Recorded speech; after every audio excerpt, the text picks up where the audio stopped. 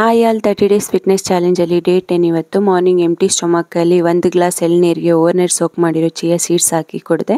So ಅದಾದ ನಂತರ half an hour gap ಮಾಡಿಬಿಟ್ಟು ಡ್ರೈ ಫ್ರೂಟ್ಸ್ ಸೋಕ್ ಮಾಡಿರುತ್ತಿಂದೆ. ಡ್ರೈ ಫ್ರೂಟ್ಸ್ ಆದಷ್ಟು ಸೋಕ್ ಮಾಡಿರೋದನ್ನು ತಿನ್ನಿ, ಡ್ರೈ ತಿನ್ನಬೇಡಿ.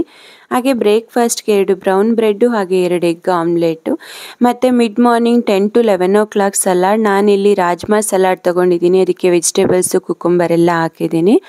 ಮತ್ತು ಲಂಚ್ಗೆ ಯೂಶ್ವಲಿ 1 to 2 PM ಓಟ್ ಮೀಲ್ನ ತೊಗೊಳ್ತೀನಿ. ರೆಗ್ಯುಲರಾಗಿ ನಂದು ಲಂಚು ಓಟ್ ಮೀಲ್ ಇರುತ್ತೆ. ಮತ್ತು evening 4 to 5 PM water melon. So water ಮೆಲನ್ನ ಮಾರ್ನಿಂಗ್ಗೆ ಕಟ್ ಮಾಡಿ ಬಾಕ್ಸ್ಗೆ ಹಾಕ್ಕೊಂಡು ಹೋದರೂ ಸಾಕು, ಈವ್ನಿಂಗ್ ಆಫೀಸಲ್ಲಿ ತಿನ್ಬೋದು. ಹಾಗೆ 6:30 to 7:30 ವರ್ಕೌಟ್.